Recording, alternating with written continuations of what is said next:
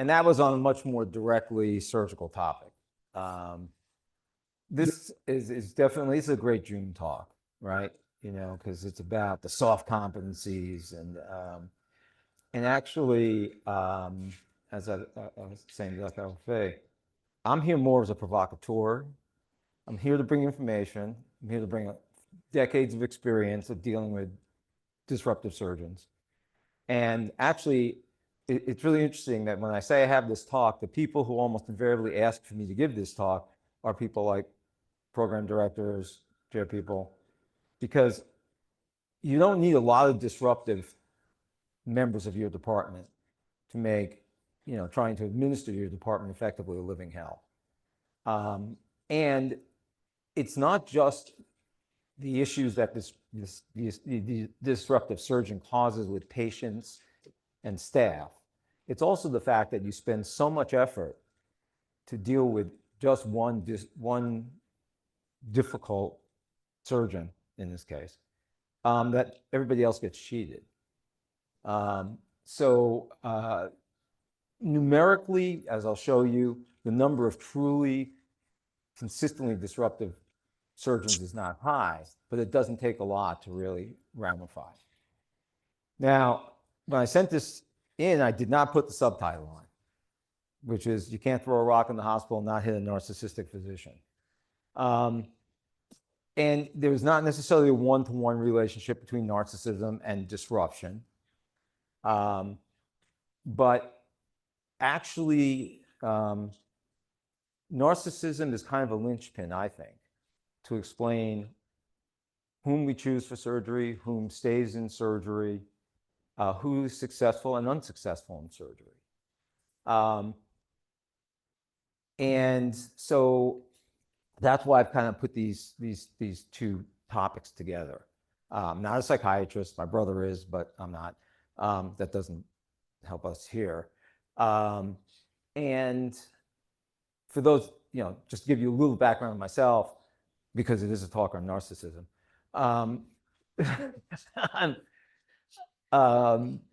Trained as a general surgeon, then fellowship trained as a surgical oncologist, practiced as a surgical oncologist in conjunction with doing bariatrics for a fair period of time. For 15, 20 years, I did medical oncology as part of my surgical oncology practice.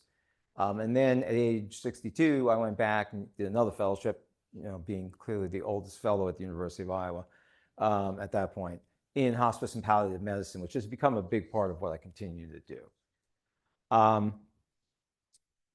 Ran a residency program, so yes, as I just said before, disruption is something you're trying to avoid as much as possible. Now, does anybody know the actual myth of Narcissus from which this term comes? Anybody? Okay. Walter, do you want to try it?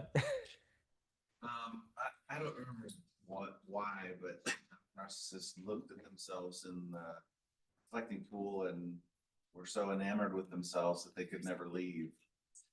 Right, and that's sort of what this is depicting. I mean, the basic story is that Narcissus was this Roman mythology had all these demigods, and basically he was a hunter, kind of a demigod, and he was a cad. You know, he would seduce all these other, you know, female nymphs, and that's, you know, just not speaking to anything, but that was what they were called. And then he would cruelly kind of dismiss them.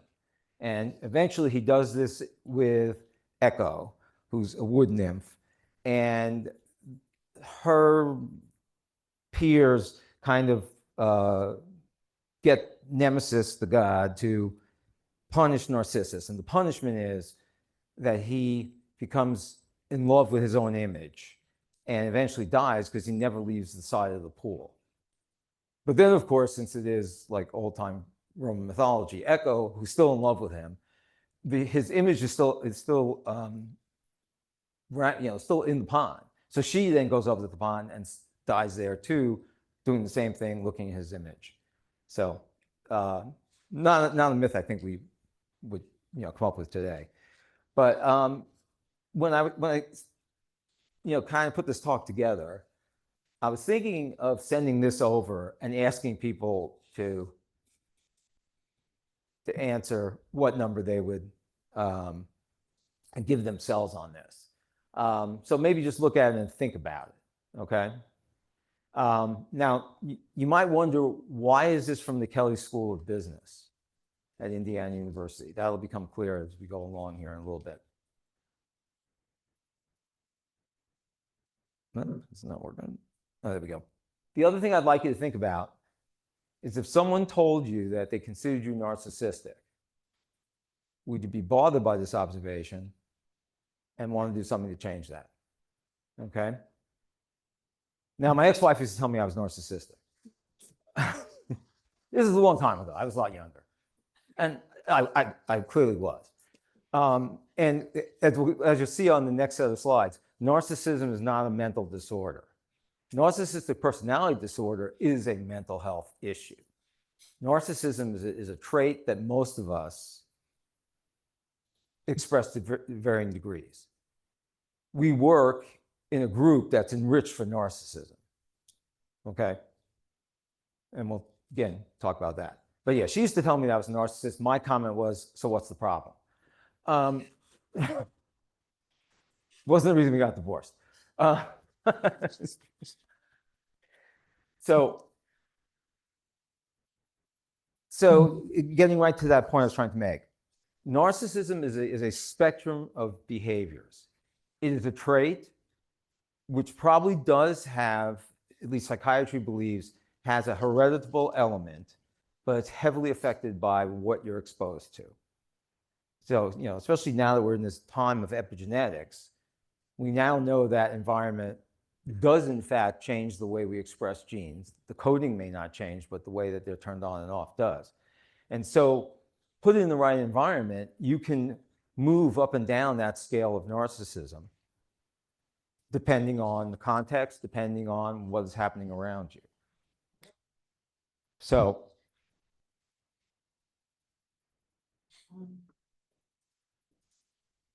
and a key point here, because it'll come up multiple times, is that narcissism has salubrious effects.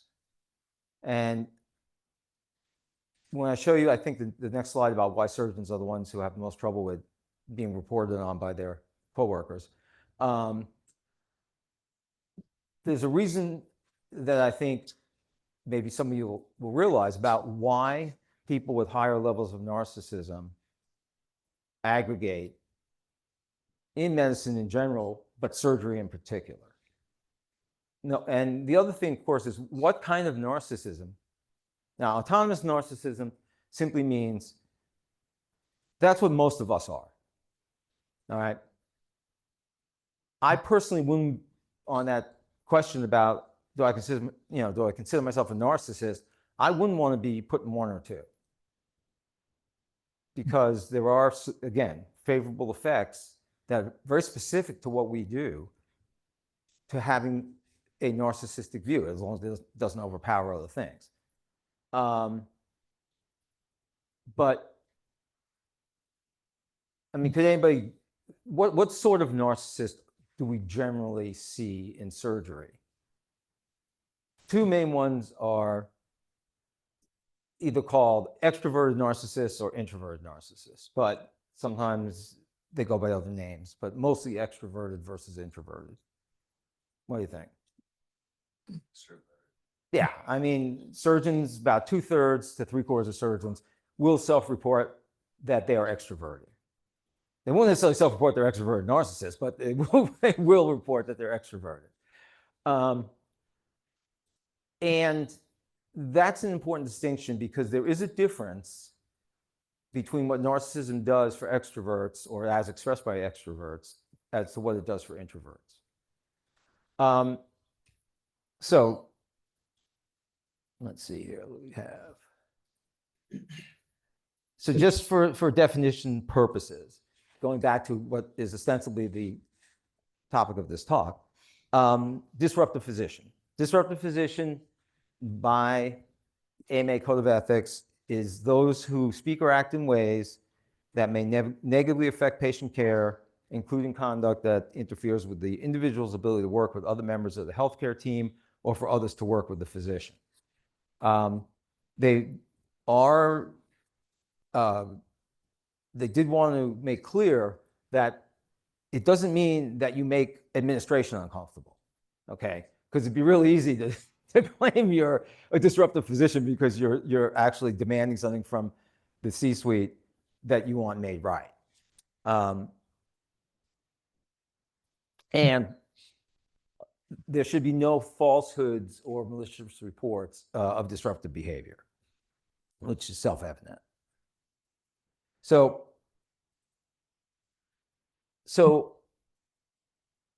a group that's looked pretty extensively and has been working for maybe the last 10, 12 years on how to deal with coworker reports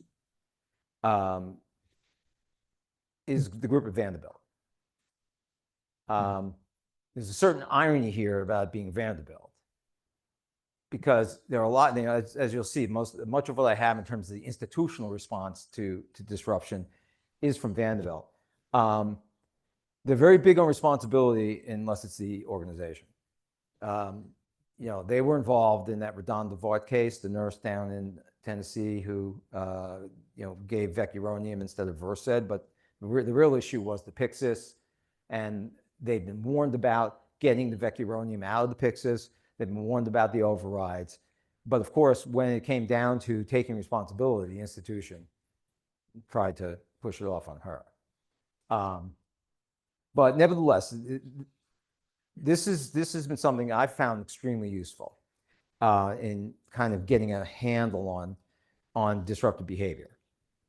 So it kind of unsurprisingly, the number of reports tended to increase. This is over a 10-year period from from coworkers, from a very low level among non-surgeon, non-proceduralists, to being the highest among surgeons. And that includes the OBGYNs as surgeons. They're obviously surgeons, but they actually listed them under urology in their coding. I didn't really understand that. But so that would certainly suggest that there are some behavioral differences or some demographic differences here that give so many more reports. And also most of the multiply reported practitioners were the surgeons. Anybody have an idea of what factors might explain why surgeons are reported more often than others?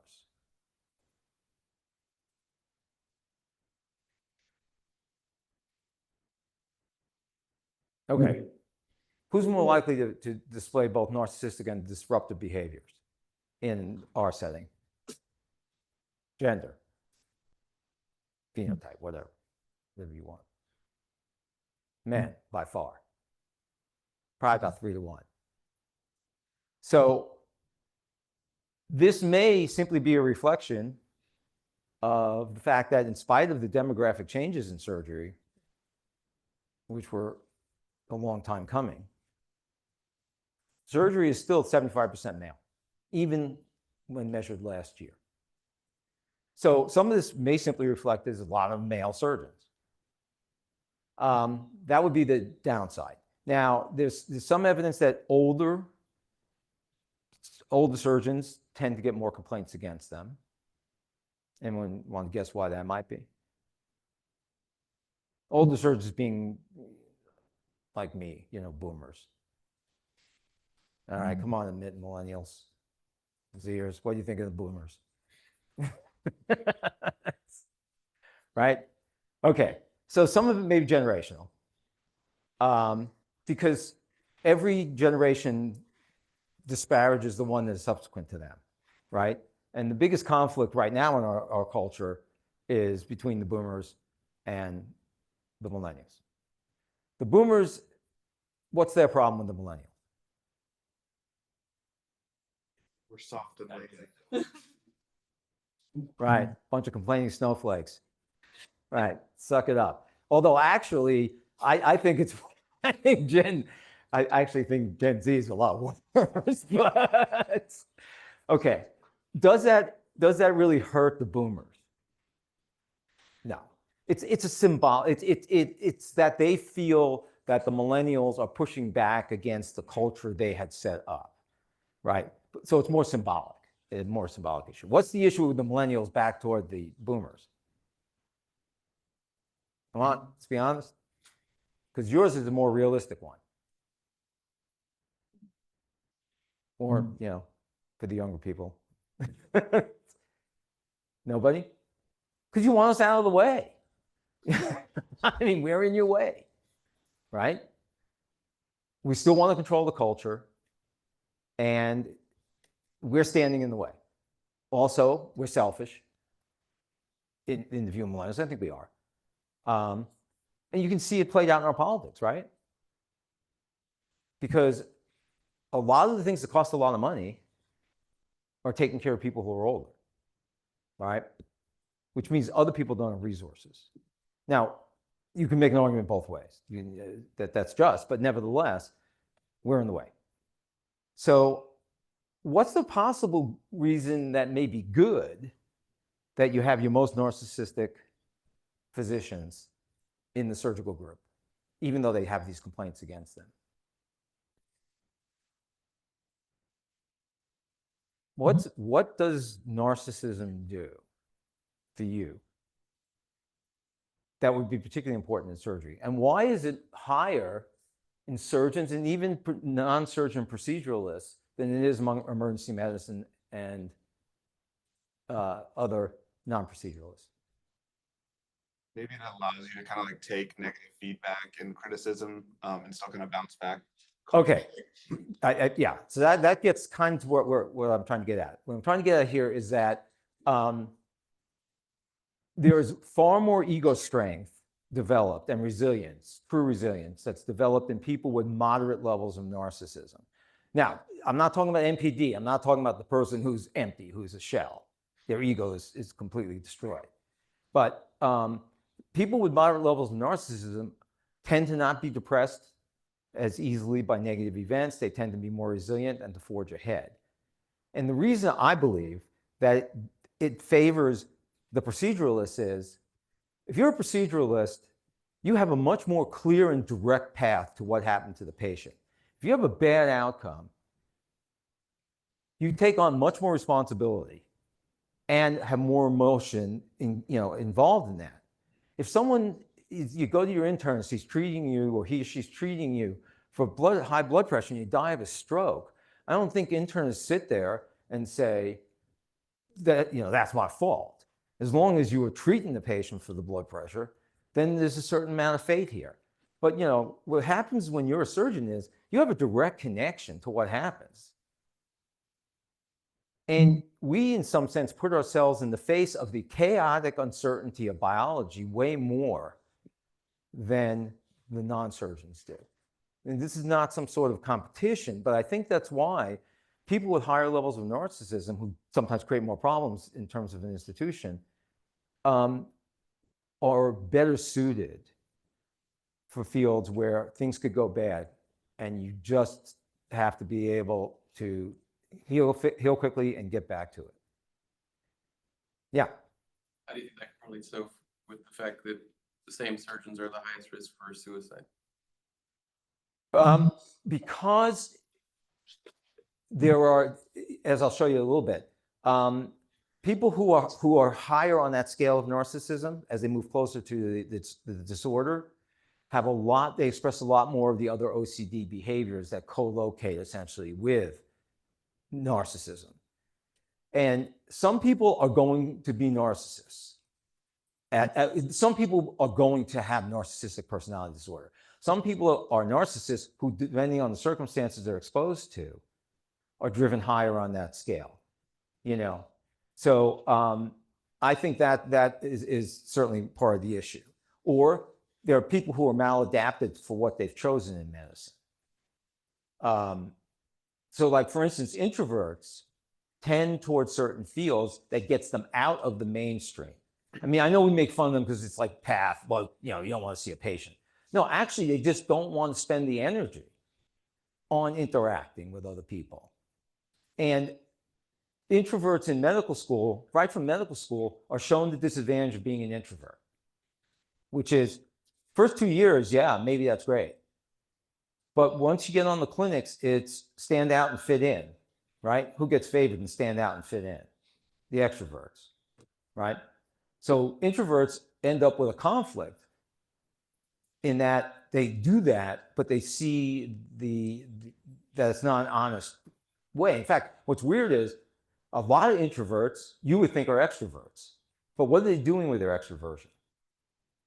I mean, and believe it or not, somebody like Lady Gaga is actually, it's been written about her, that she would be classified by testing as an introvert.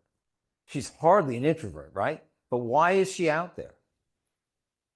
Because you control the input into you by pushing out what extroverts do.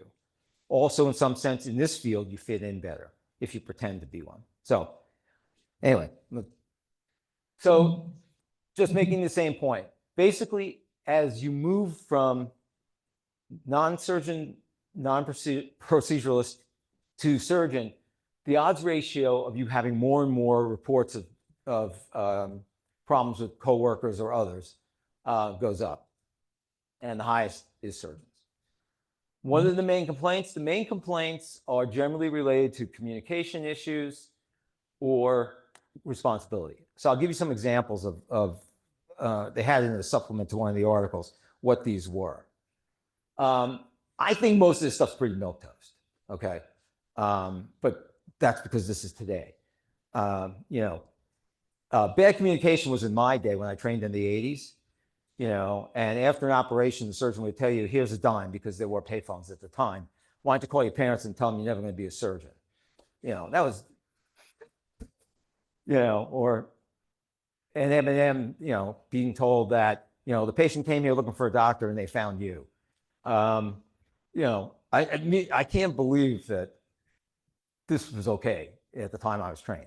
And then, of course, the main method of teaching, what do you get? What do you think? In the OR. Just yelling at you. What do you mean? Of course. You know, isn't that the best way to learn? And then, of course, they modeled that behavior that I hate the most, right? Which was you go to grand rounds, you go to M&M, and the resident, who had no decision-making capability at this point at all, would be the one to present the case and take the heat, right? So that's what I'm used to. But anyway, these are some of the examples they gave. So for a surgeon, not respectful communication. You know, doctor yanked the instrument out of my hand and said, give me that and let me find someone who can do this job. Okay. I mean, it's bad communication. And I have to say, just by my standard, it's not that I would ever say that. I'm just simply saying it doesn't seem that terrible. But this is the kinds of example. Professional responsibility. Surgeon is told you got to change gloves because the case is dirty. And then they go ahead anyway and refuse to do it and keep moving on. Competent medical care. This is for non-surgeon proceduralist. Doctor, somebody dropped the scope on the floor, picked it up, and went right on with it. And I think the last one, the integrity issue. It's interesting that that wasn't reported as much. And I think one reason for that is that's the one that they get the most fear about reporting, because almost all the integrity reports I went through, you know, in this article are about fraud. Okay. And I think that chills the coworkers to report it. This was pretty flat, though. The integrity issue was pretty flat in reporting across all those four categories. So surgeons weren't any more prone to do it than others. So just let's talk a little bit about what are surgeons reacting to? What are they trying to protect themselves against? What does narcissism perhaps help them protect themselves against? And, you know, that's what we would consider the toxic culture of surgery. Now, I mean, I read through this, and this is from a blog online. I think it was from Kevin MD. This is a internal medicine doc who does physician coaching. And I'm reading this, I'm thinking, this has got to be boomers because this is exactly how we were trained. I mean, I've been a residency director, you know, in this era, and I can't imagine any residency that would be as bad as it was when I trained, you know. Yet it's kind of the same patterns. Somebody who's at the top of your game, who still doesn't think they're doing enough. What is that about? What's the thing that gets pounded into you? You're highly successful. You have those clinical results, maybe your research, all these things in front of you. But it's not good enough. Why? Because perfectionism. And perfectionism is actually one of the domains that gets you, it's one of the traits of which, if you have 5, you can be diagnosed as having narcissistic personality disorder. So narcissists have high levels of trying to attain perfection. What are you trying to do when you bring perfection into play?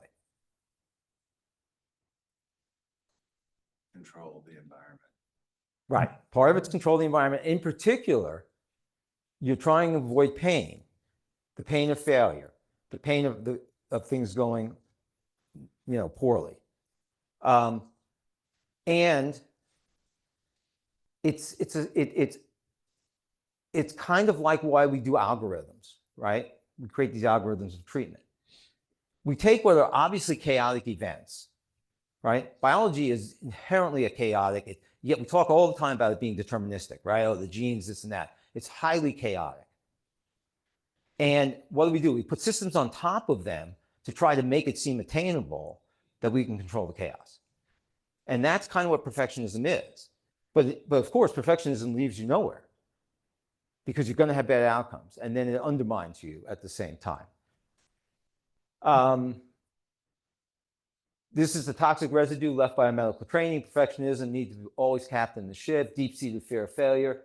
And the flip side of this is, what's the first characteristic of narcissism? The one that is true in all of them. And that's grandiosity, right? You've been told you're wonderful, right? You're a doctor, you're wonderful. You know, and your parents tell you everything's great, you know? I mean, I have a 41-year-old and a 10-year-old, you know? Thank goodness I only have one of the 2 children has social media, and he doesn't have social media available to him, but growing up in this age, right? You know, and the issues are so different.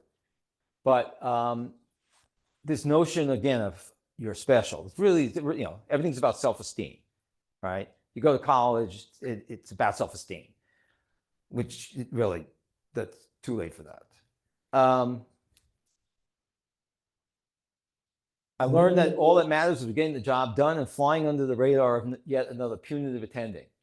All too ready to throw me under the bus. This is this is like a summary of how it was to train at WashU for the most part in the 1980s. Okay, so what are other things that do contribute? So the toxic environment in which we train, in which we exist, is going to have some people be disruptive, whether or not their narcissism is a big part of their psyche. Physician burnout. We talk about that a lot. Emotional exhaustion, depersonalization, feeling of decreased personal achievement. 63% of physicians have at least one manifestation of burnout.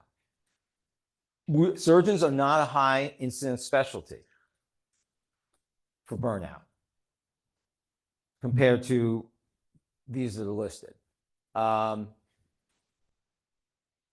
So that is probably not a huge contributor to, it's a contributor for some, but I think by itself is not something you can point to and say, well, if we can just get rid of burnout among surgeons, we wouldn't have these disruptive practitioners. What's the number one reason why people say they're burned out? Yeah, EMR. Bureaucratic work taken home, talking to the patient from behind the computer, followed by lack of respect from the overlords or their staff, lack of respect from the patients, which is becoming, I think, a bigger factor, particularly post-COVID. and spending too many hours at work. But some people spend too many hours at work for what reason? So they don't have to go home. Why? It's easy to be here, right? Home is craziness, right? Especially if you got a bunch of kids. You know, I've only had them one at a time. It's, yeah, I mean, you know what you are here, right? You know your role here. At home, you have, you know, you have a name to your role, but it's just a very different thing. Here, and that's why a lot of times it just builds on itself. They're here, people are here too long. Before you default to saying this is something that's intrinsic to somebody, think about what's happened to medicine over, you know, the last 5, 10, 15 years.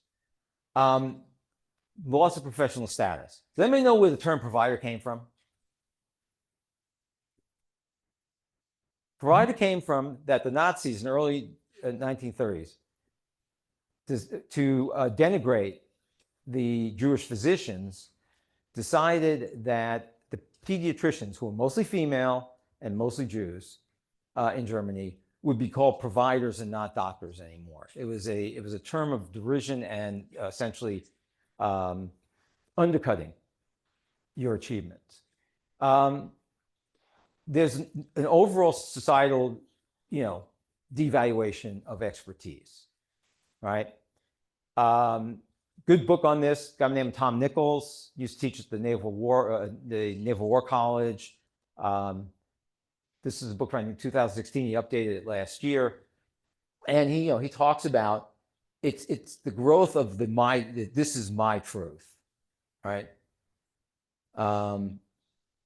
So my truth can be different from your truth, completely free floating from any facts, and that, along with the educational, the higher educational kind of thrust of, making it a customer service. You grade your professors, right? There's grade inflation. Everything has to be kind of toned down to not make people feel uncomfortable. COVID itself. I mean, to me, this society has never gotten over COVID. I find people much more nihilistic, much more fatalistic. And it's not an unusual response to a pandemic. I mean, if you think about it, the Spanish flu, which obviously wasn't the Spanish flu, it was the Kansas flu, killed way more people than COVID did. And what was the result coming out of that? The 1920s, right? Surviving World War I, surviving the flu, and it was just no holds barred. Everybody was out there doing whatever they could to make themselves feel better. Also, Americans weren't used to dying from something they couldn't see. Infectious disease has not, to this point, been a big killer in the United States compared to the diseases of, chronic diseases, the ones that we inflict on ourselves to some degree. And here, people were dying horribly, and I think people, including physicians and nurses and everybody else, were scared by it. And so the anti-vax movement, for instance, is not that unusual. There was an anti-vax movement after the Spanish flu. It wasn't a vaccine. In fact, RFK Jr. recently said that he had read, stuff saying that the Spanish flu was caused by the vaccines. There was no antiviral vaccine for the flu until the late 1930s. At the time, they were giving vaccines that were toward H. influenza. They were giving vaccines against the bacteria, right? But the point is, there was a huge anti-vax movement that came up after that too. Some of the other issues, EMR, financial issues, RVU compensation is definitely, associated with people being much more stressed. You always have to think about substance abuse in a physician who is behaving unpredictably, especially if it's a new onset sort of thing. Personal family issues, obviously, and just this constant change. Oh,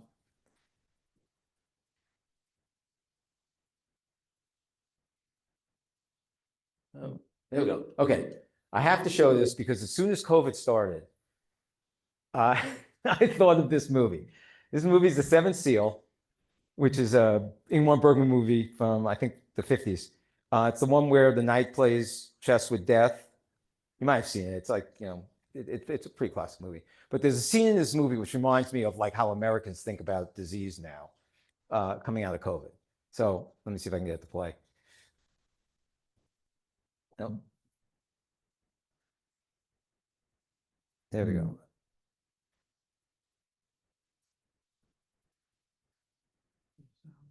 Yeah, I'm told that the audio unfortunately doesn't work. So what's happening here is these minstrels are in this town. This is during the Black Death. And these people are marching around the countryside. And you'll see them come in here in a minute, hopefully. Carrying the crucifix of Jesus. And then you'll see them come in. People are getting whipped by other people. And this was true in Europe, that especially in Northern Europe, that these flagellates would walk around and either whip themselves or have other people whip them. And so to me, a lot of what's going on now is the kind of paranoia and fear that all humanity has always had faced with something that is really not, they don't understand. I mean, yeah, they understood it was a virus. And COVID was a virus. Although I know plenty of probably patients who said, no, it wasn't COVID, right? It was something else. It was in the vaccine. It was the nanobots in the vaccine, whatever. But that's the nature of humanity. I mean, that's not unusual. Other things that tend to favor disruptive behavior, as I said before, older physicians, particularly older male physicians. The issue with getting older is what I would call the just worse syndrome, okay? It's like you become a little inflexible in your thinking. And so you just exacerbate personality traits you've already had. And that leads to, again, it's like, you got a surgeon my age, like almost 70, and they're saying, I need no stinking work rules, that kind of thing.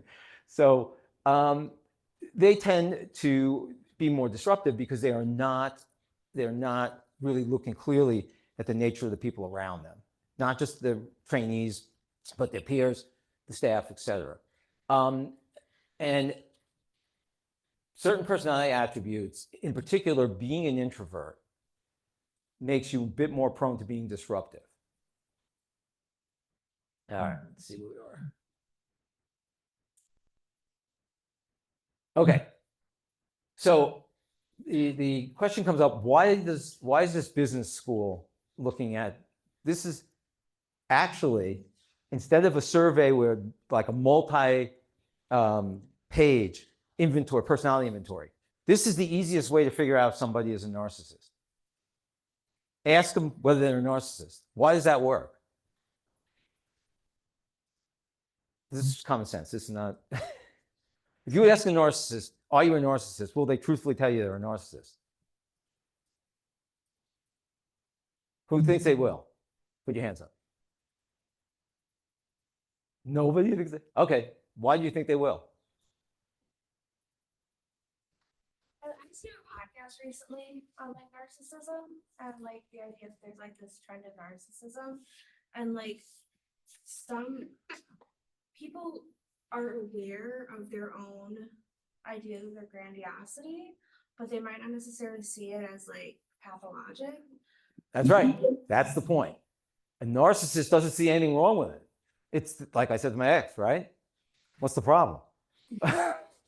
So they don't see there's anything wrong with it. So they'll admit to you. They'll admit to you that they're a narcissist.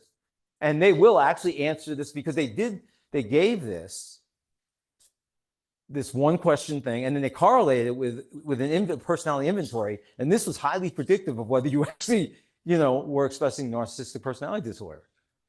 See, my view of this is I'd rather not get a low score, because I think you need narcissism to protect yourself, especially if you put yourself in a field like ours.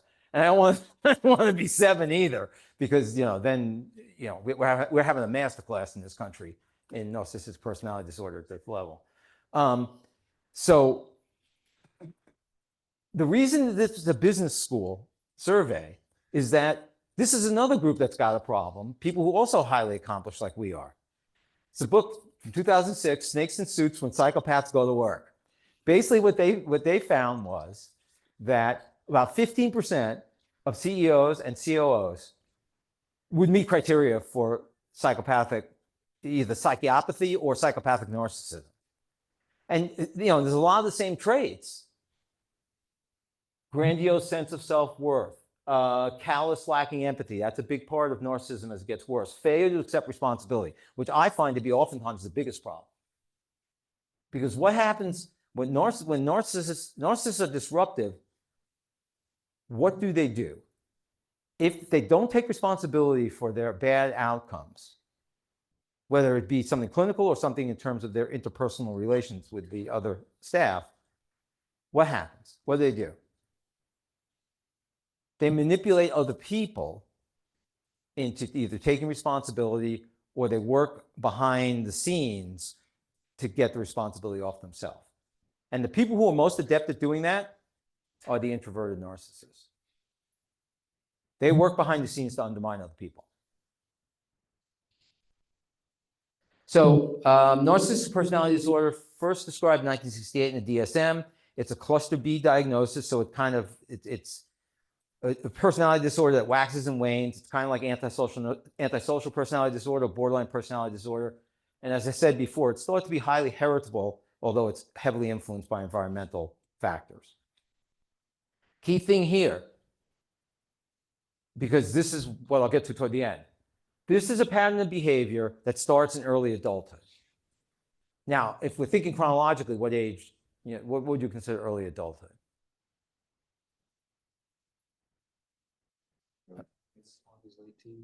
Yeah, that's what I think. I mean, we're talking about functionally being an adult in the United States. We're probably talking about 35.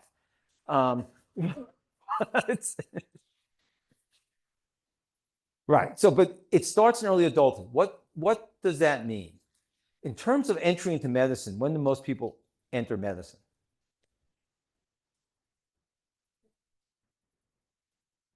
When do you start the process? Oh my God. Yeah, the average would be like 22, right?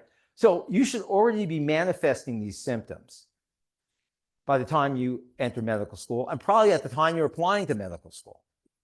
Why am I bringing this up? I'm bringing this up because, unfortunately, once you've established yourself on the personality disorder range of narcissism, there's not much you can do to fix that. There's no pill to take for narcissism that treats narcissism. If you have coexisting psych diseases like anxiety and depression, yeah, you can help treat those. But the best, and this is the same thing that was said in that book about the corporate snakes, the best way to handle this is prevention. Don't let people who are on the extreme high range of narcissism get far. And especially don't put them in this high stress profession. All right, these are the 9 characteristics. You only need to get 5. The ones that I think are most troubling in our environment: grandiosity, I'm the greatest ever; self-serving interpersonal behavior, it's always everybody else's fault, is a big part of that; fluctuating and impaired empathic ability. The only empathic ability that most narcissists have is what? The ones who are, again, extreme. They know how to manipulate other people. They have a absolute instinct for the mark, right? They can pick out who they can manipulate like in 10 seconds. But as a physician, one thing I'd like you to have would be maybe some empathy for your patients. They're oftentimes not too good at that. And then perfectionism we've talked about. One of my favorite slides. prevalence of, when tested, prevalence of narcissistic personality disorder. Now, the problem here is that these aren't all done at the same time. And they're not done by the same examiners, and they're using different modalities for saying you have NPD. However, what I love about this is that first-year medical student, this was 285 students in, I think it was the Netherlands. 17% of the entering class had at least criteria for NPD, for narcissistic personality disorder. That was 3 times higher than the prison population in the Netherlands. So it's pretty rife. And all we do as the process goes along is we just enrich it, because we concentrate all the people who succeed by being narcissists in certain professions, and of certain sub-professions of medicine. Yeah. So let me get some slides, go past them so we can talk a little bit afterwards, if you want to, I guess. So to my mind, medical school is the first place that really exacerbates these narcissistic tendencies, right? As I said before, the introverted narcissists do very well the first 2 years, right? Yeah, I mean, who here went to every class in the first 2 years? Nobody? Okay, good. Okay. I have to tell you, maybe it's obvious, I went to like no classes for the first 2 years. Because it was just not value added. But anyway, so first of all, you're told that this is some sort of impartial meritocracy, right? And it's not. This is the whole thing with the affirmative action / DEI argument, right? You get, for the most part, to where you get into medical school because you and your parents have the resources to play the system, right? And it's not, I'm not saying that people aren't smart, but the big advantage you have is that the system is already defined as to who they're going to reward. But you're told that no, this is a meritocracy. You're one of you're one of the rare few. They favor people who are independent thinkers, yet they take almost 90% science majors. And of course, I was not a science major either.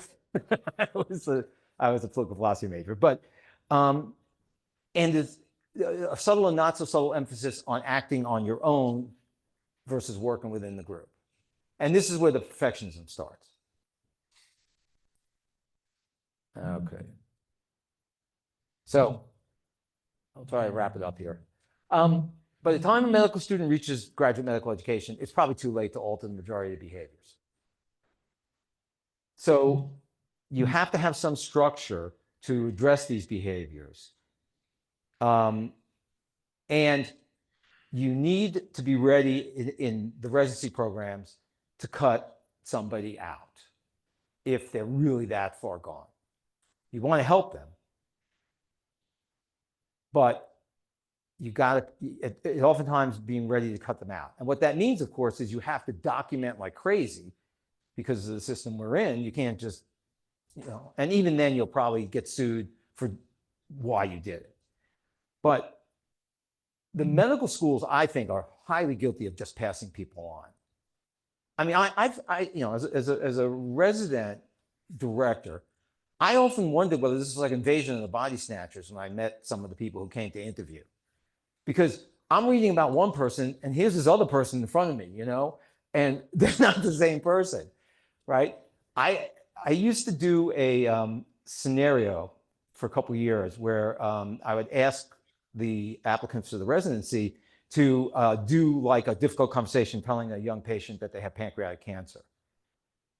And I was struck by the, how many of these applicants had no ability to empathize with another human being. I mean, there were a couple who, just based on that scenario, I took their chart and it was out. I didn't care that they had like these high MCAT scores and everything else. I mean, it was just striking. And I do blame the medical schools a lot for where we're at, because I think that they don't do a good job trying to advise those of us down the line. Some of the medical schools do some personality testing. They do what's called subjective judgment testing. There's 2 versions of that. Probably only about 40 medical schools do it. So last, I'll talk a little bit about how to handle disruptive surgeons. So biggest impediment is the reporting. Who's going to report? People are afraid to report, as I said, especially in the fraud category. Tendency to circle the wagons, blame the lowest person on the hierarchy. That's why Radon Devant got blamed, not the people who had screwed up on the Pyxis they'd been told about like 1,000 times. Perhaps the disruptive surgeon's a high producer. You know, I mean, every surgeon believes that the hospital is going to fail if they weren't working there. I mean, that's the norm. That only puts you on a narcissism scale of 1 as a surgeon. That's just it's just how it is. And the other thing is, of course, in an academic environment, some of these people, especially the senior surgeons, who can be the biggest problem, are your mentors. You know, or it raises the issue: are you doing this because they're older, or are they doing what they're doing because they're older?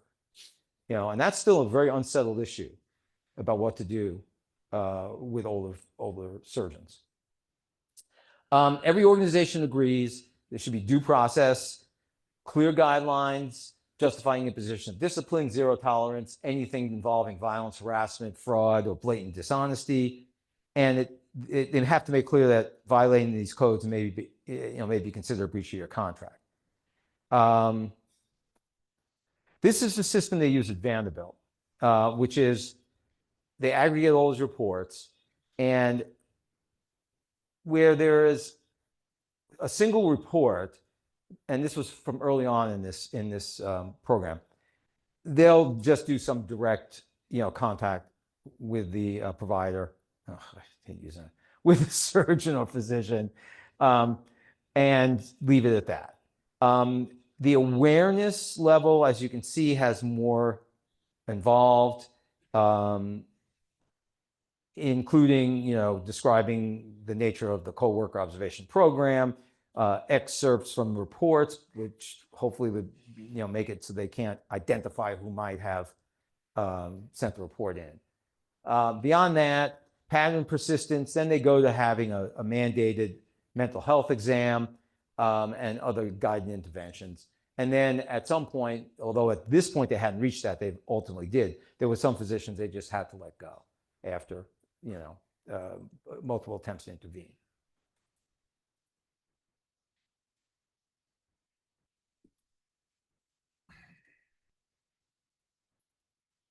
Okay, last slide. So, sort of as it was said by the lady in the back, most people who have severe narcissism or NPD don't recognize they have it, which is not unusual. People who are depressed don't think they have it either.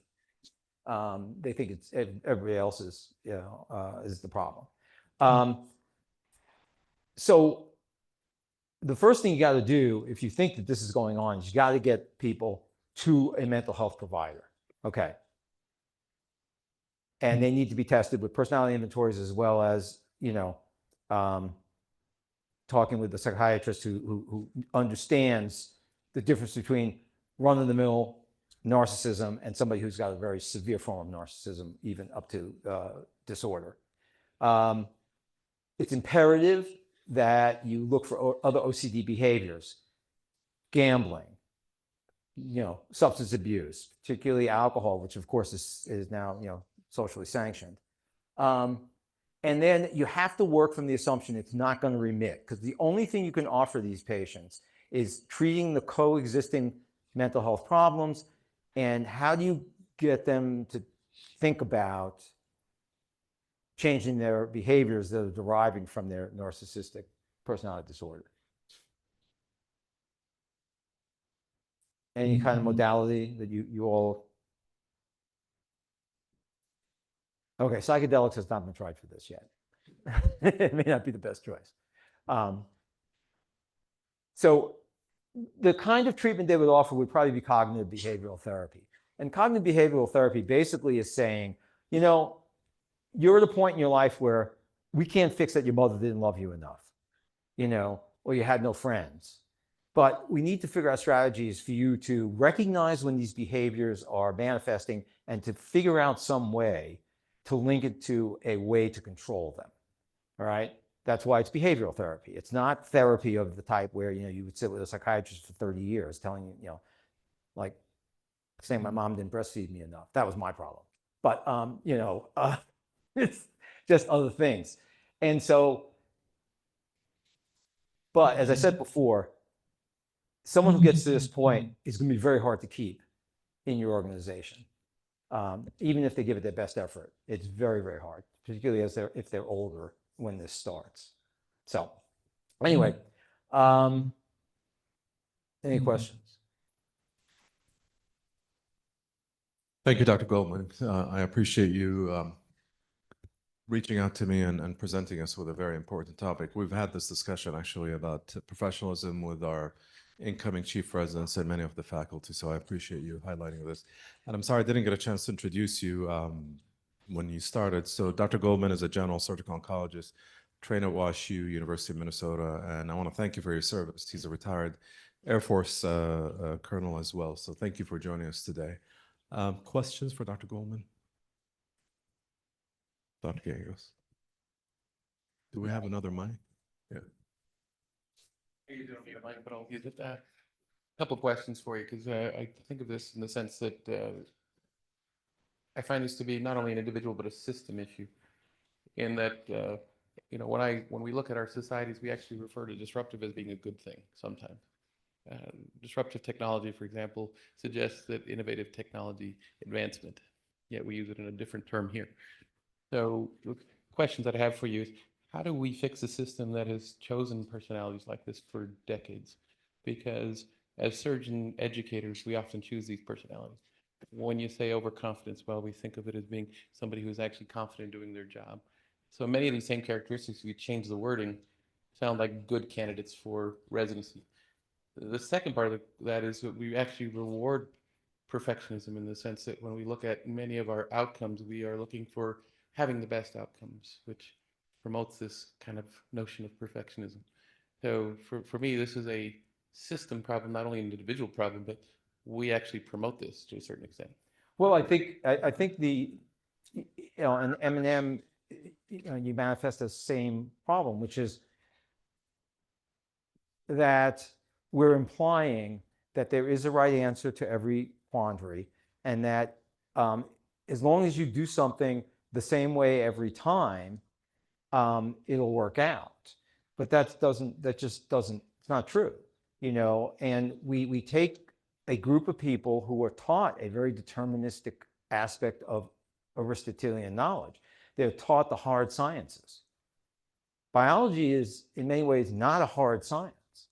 It's a science of probabilities. I mean, so are the others, like physics. But the point is that we all know that you can do something the same way on similar patients, and one of them's going to have a complication, and another of them, another's going to die. There's just the way it is, And so I think you have to avoid looking for people who are overly perfectionist. You're right.